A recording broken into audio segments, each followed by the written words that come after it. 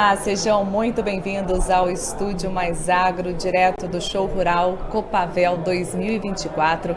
Agora para falar sobre o manejo integrado de plantas daninhas. Acaba sendo aí um desafio para o produtor rural que não quer perder a lucratividade para essa mato competição. Quem está aqui comigo no estúdio é o professor Leandro Paiola. Seja muito bem-vindo com a gente, Leandro. Obrigado. E também Fernando Munaro, que é DTM da Syngenta. Seja bem-vindo, Fernando. Obrigado. Bom dia.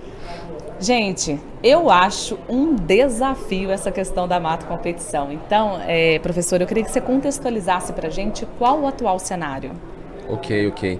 Olha, o cenário, eu posso dizer no mínimo perturbador, né? Assim, que a gente tem, né? No mínimo, né? Para não dizer aberrante ou outros adjetivos mais pesados, mas o fato é que nós temos de sul a norte no país, e não é só um desprivilégio nosso, né, mas nós temos isso espalhado pelo mundo todo. Hoje nós temos mais de 500 casos de resistência no mundo.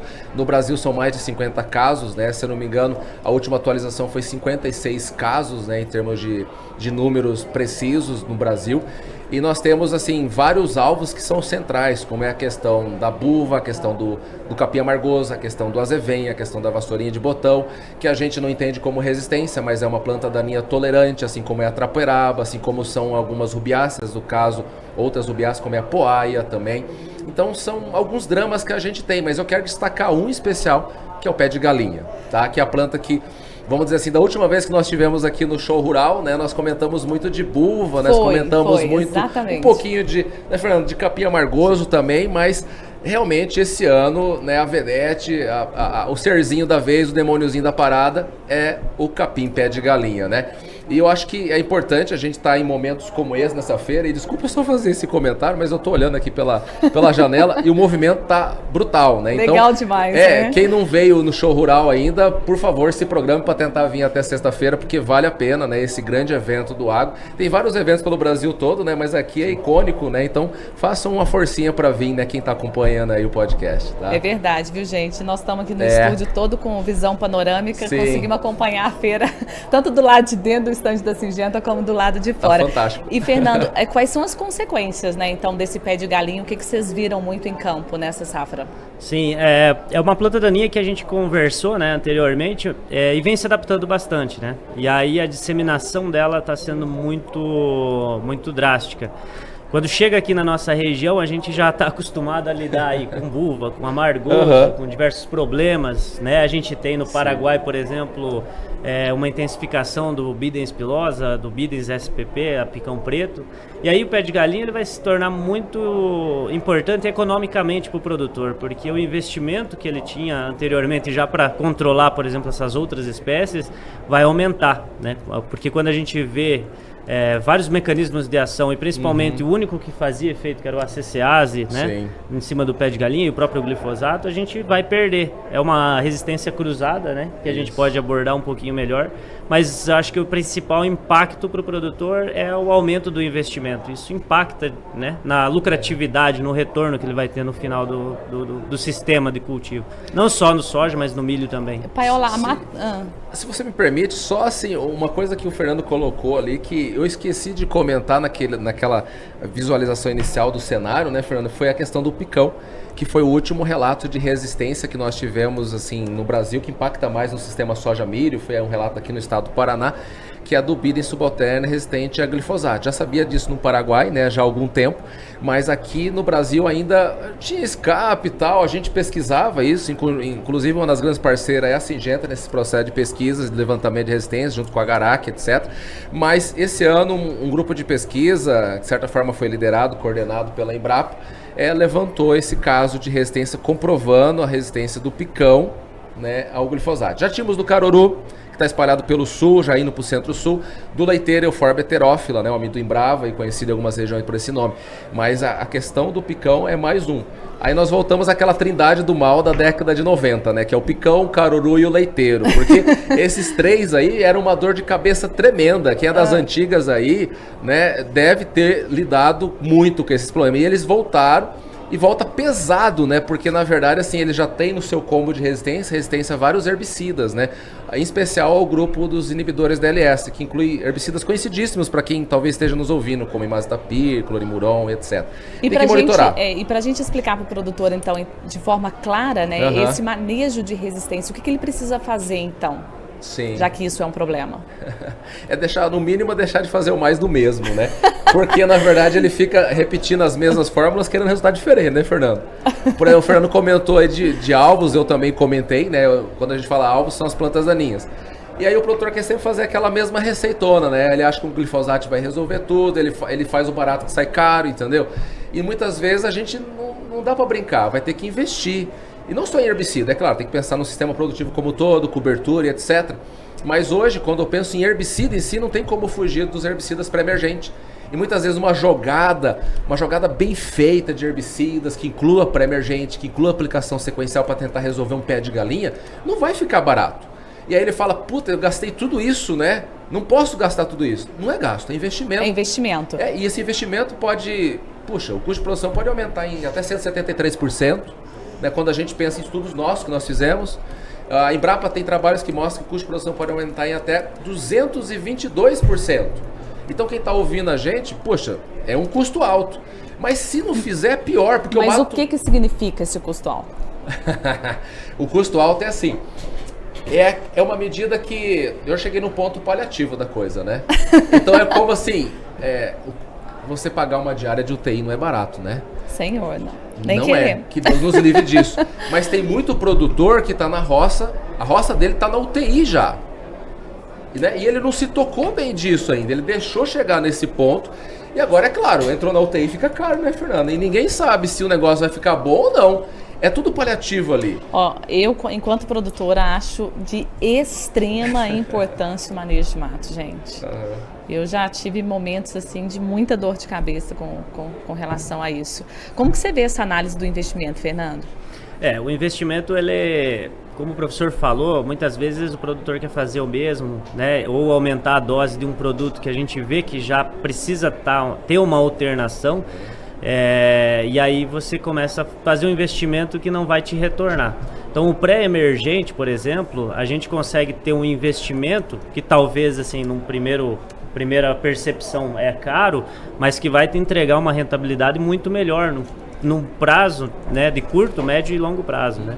Você eliminando aí principalmente o banco de semente, diminuindo aquela disseminação de biótipos resistentes, você consegue ter um manejo mais sustentável e diminuir, né? Pode ser que no primeiro ano você invista mais, mas no segundo ano você já vai ter um controle maior e uma produtividade, né, consequentemente maior. E professor, a gente pode falar assim, o que significa em rentabilidade, então, fazer esse paralelo aí? Sim, assim, porque na verdade o pré-emergente, vou pegar o gancho do pré-emergente e vou chegar na rentabilidade, porque é o mais importante, porque é aquela parte de sensibilizar para ação, né?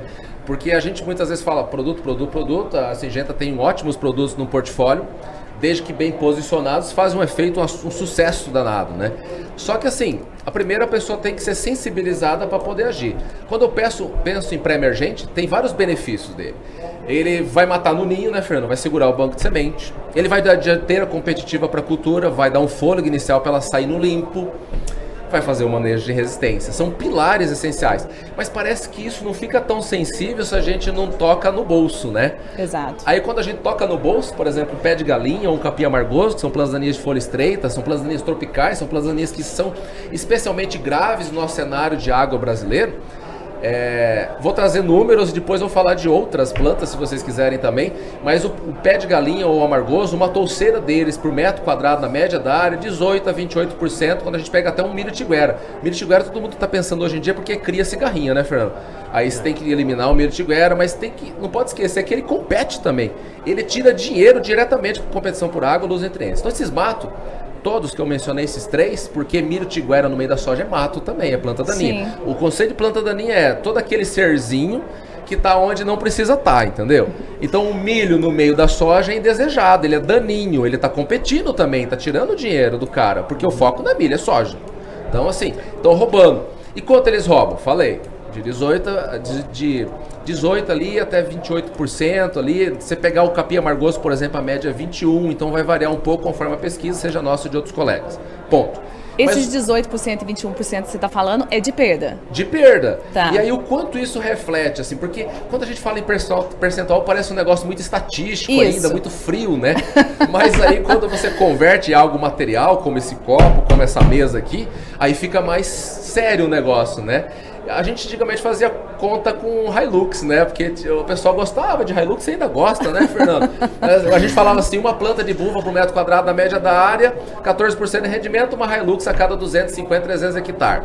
Beleza. Poxa, é dinheiro, né? Imagina quanto. Mas agora, se você que está ouvindo a gente aí gosta de uma RAM, por exemplo, a antiga Dodge Ram, agora não chama de RAM, então você vai perder uma RAM a cada 420 hectares se você deixou uma plantinha da Amargoso, uma plantinha de pé de galinha por metro quadrado na média da área. Aproximadamente é isso. Então, você que está ouvindo a gente aí, tá nosso bate-papo aqui, fica atento, porque é muito dinheiro que está indo pro ralo. Muito dinheiro pro ralo. O que você acha disso, Pedro? Realmente é impactante, Como né? é que fica esse posicionamento com o produtor? Assim, quando a gente transforma isso, materializa a perca que ele pode ter, é realmente impactante.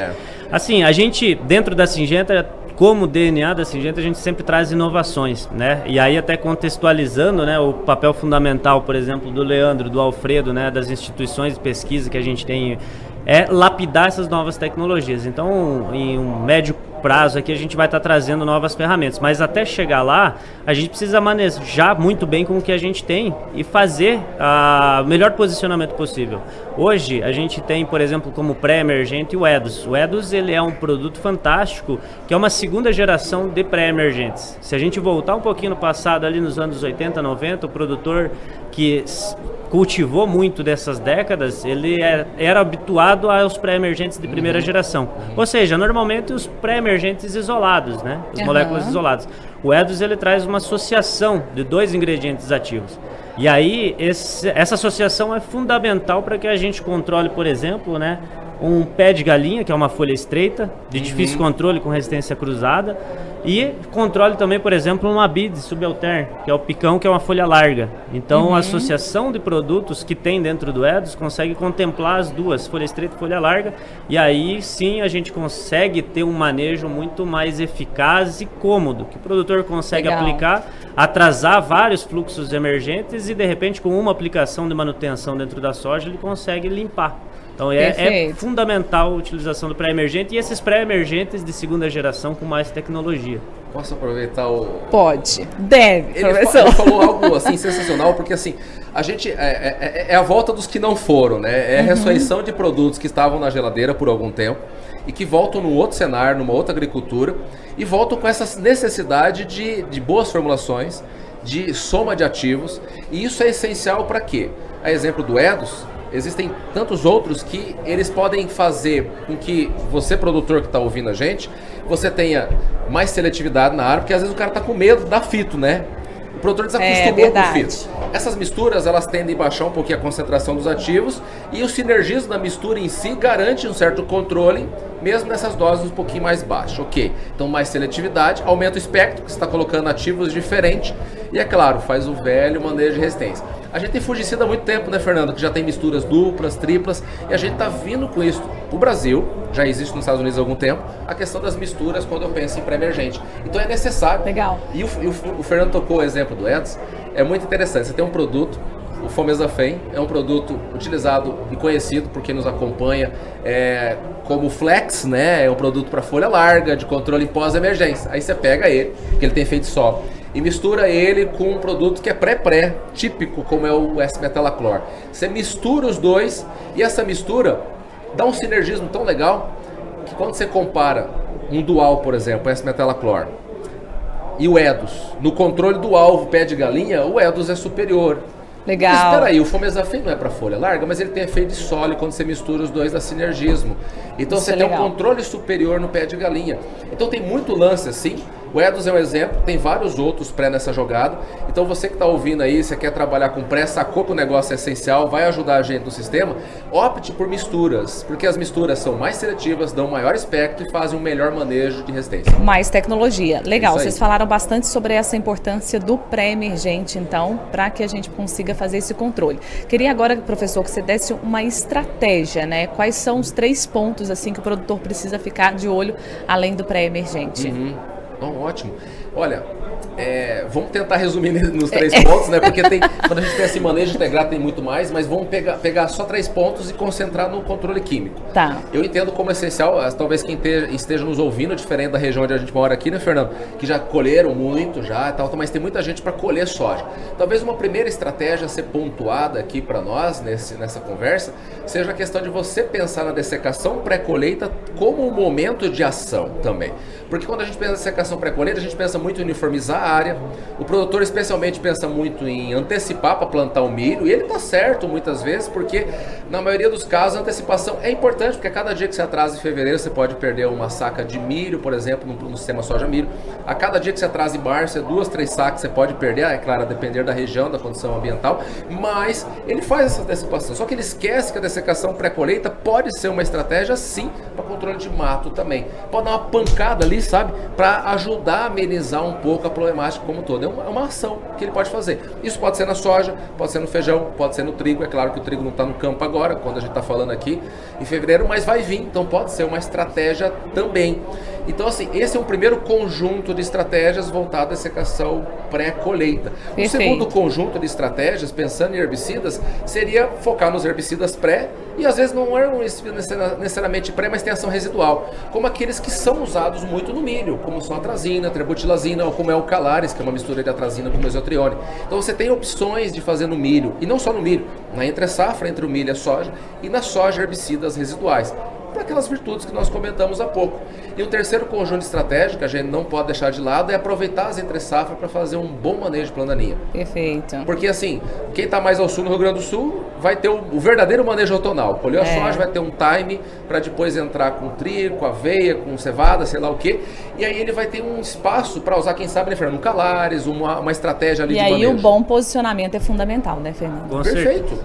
Manda ver, Fernando. Com certeza. Acho que foi um ponto bastante, né, bacana, porque hoje, salvo algumas exceções, a cultura da soja realmente é a nossa principal cultura, que traz mais rentabilidade e que, vamos dizer assim, sustenta o agronegócio. E aí, pensando que tem algumas plantas daninhas, né, eu vou trazer também a buva, né, mas a buva a gente não tem como controlar ela hoje no meio da soja, né. A gente está com algumas biotecnologias dentro da soja para que a gente utilize alguns produtos químicos, mas ainda é muito pequena, né, a quantidade de adoção e adaptação. Então, no milho, a gente tem uma janela ali e uma oportunidade de rotacionar alguns mecanismos e controlar algumas plantas daninhas. Difícil, não só a buva, mas principalmente trapoeraba, que é tolerante e vem se tornando cada vez mais constante aí no nosso manejo. E aí o calares, por exemplo, o calares ele traz também uma sinergia, uma associação de 2 mecanismos de ação, né? Que é muito importante essa utilização de mecanismos diferentes para que a gente reduza a pressão de resistência. E aí é muito legal, até o Leandro pode até explicar melhor, eu vou falar mais resumidamente, mas o calares ele tem 2 ingredientes ativos que um vai atacar principalmente de cima e o outro de baixo. Então a gente brinca, um segura, o outro bate, né? E a gente consegue controlar de uma forma bem efetiva as plantas daninhas. E ele te dá uma flexibilidade de uso para trabalhar em pós-emergência no milho, mas também em manejos antecipados. Inclusive o do milho, se a gente tem uma janela maior entre a colheita da soja e o plantio do milho, a gente consegue estar trabalhando com ele. E consegue, principalmente no manejo de buva, colher o milho e entrar antecipadamente para pegar a buvinha pequenininha, que é o ideal para a gente controlar ela. E trabalhar em culturas de inverno também antecipadamente. Então o calares hoje ele se torna uma ferramenta muito flexível e que nos traz diversas vantagens, né? Teóricas e práticas assim, aplicáveis, muito interessantes. Gente, olha lá, nosso tempo já estourando. Eu aqui, olha aqui, eu vou virar para vocês, ó. Olha aqui, é o tanto de pergunta que eu ainda tenho. Outro já estourou. Vai ter que fazer outro aí, Fernando. Não, só para a gente amarrar aqui e a gente trazer um pouquinho da tecnologia, como que a agricultura de precisão também, né, e tudo isso que vem chegando com tanta velocidade pode auxiliar, né, nesse controle de plantas daninhas também, em diminuir essa pressão, né? Olha, o Fernando pode comentar alguma estratégia até institucionais e tal, né, mas assim, puxa... eu posso dizer que é tudo muito incipiente ainda, né? Tudo inicial. Pode assustar quem está nos ouvindo e falar assim, poxa, mas já tem tanta coisa rolando, mas algumas coisas como o drone ainda precisam ser um pouco aperfeiçoadas. Não tem nada contra drone, assim como não tenho nada contra baixo volume. Tudo desde que bem feito, né? E aí nesse sentido a gente tem que avançar na pesquisa. Então a pesquisa não pode parar, né? Assim como a agricultura de precisão, pensando especialmente no tocante a imageamento, criar uma big data, fazer um monitoramento da área, fazer aplicações localizadas, seja usando equipamentos que já existem, como o Weedseeker, como outros que estão vindo. Então assim, são todas coisas válidas, né? A gente tem situações e estratégias fantásticas, só que elas não vão ser definitivas, ou seja, em outras palavras, elas não vão dispensar a gente, não vão dispensar a continuidade de pesquisa tocada pelo ser humano, não vão dispensar o depende do engenheiro agrônomo, de ir no campo, lidar com todos aqueles fatores. Então elas vão ser auxiliares, mas não definitivas, não vão substituir o homem, pelo menos é isso que nós pensamos. Espero que a IA não substitua. Não vai. Porque a mente humana é algo fantástico, ela não se resume ao algoritmo, entendeu? Legal. Então realmente assim, e é nesse sentido que a gente não pode parar a pesquisa, e eu quero fazer até um agradecimento formal e público aqui com relação à Syngenta, que é uma grande parceira de longa data, né? Via várias estratégias conjuntas que a gente executa há vários anos, e essa conciliação, essas parcerias são importantes. Eu fico muito feliz quando chego no dia de campo e vejo uma ex-aluna, por exemplo, hoje trabalhando na Syngenta, né, sendo colaboradora, né? E a gente vê todo um processo de formação, quando você alia o mercado, quando você alia a pesquisa, né, fazendo a diferença no agro. E isso é muito legal, né? Porque a Syngenta, ela coloca o produtor no centro e ela faz esse investimento, né, Fernando? Com certeza, são investidos, bom, é um número absurdo, né? Que a gente tem diversos centros de pesquisa para que a gente consiga desenvolver cada vez mais e melhor. Então, a Syngenta sempre vai estar inovando e vai estar sempre trazendo grandes lançamentos, como está sendo esses últimos anos, né? Então, é muito mais trabalho para a gente aqui da empresa, muito mais trabalho para o pessoal da pesquisa para nos ajudar. Mas e isso a gente aqui para discutir e comunicar, né? As novidades que estão chegando. Tem que fazer a informação chegar onde é necessário. Tem que fazer. Mas é isso que gira o agro, é isso que move, é isso que nos move, e é isso que a gente vai conduzir para o futuro, né? Uma agricultura mais sustentável e muito mais produtiva e rentável. Né? Legal, Fernando. Muito obrigada pela participação aqui no estúdio. Professor, para fechar, qual que é a sensação na hora que você vê aquela lavoura limpinha, com o manejo bem feito?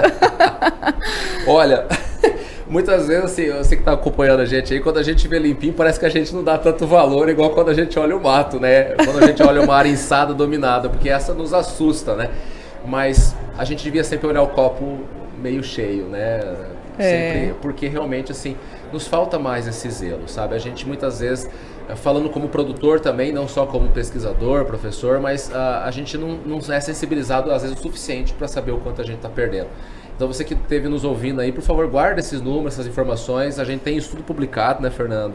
Então realmente assim, a gente não pode deixar de acessar a informação para ter essa roça mais limpa, não só de mato, mas deixar controlar bem a praga, a doença, né? Porque isso ter ganho, né, produtividade. Porque isso reflete na produtividade. Mas tem que fazer isso, como o Fernando falou por último ali, de forma sustentável, né? Tem que usar uma boa tecnologia de aplicação, tem que usar produtos bem posicionados, tudo isso é importante, não só porque virou moda, né? Mas ele é essencial para que as nossas futuras gerações aí possam ter uma herança, né? Um mundo melhor, tá ok? Eu agradeço muito essa oportunidade, desculpa se eu falei demais aqui, mas Fernando, obrigado, tá? Professor, você não falou e eu queria falar muito mais, viu? Porque é muito bacana ver essa paixão com que a pesquisa é realizada e como que você traz essas informações de maneira tão clara. Afinal de contas, o produtor, ele não quer perder uma dó de rã. Gente, até a próxima com mais informações para vocês aqui no estúdio. Tchau, tchau.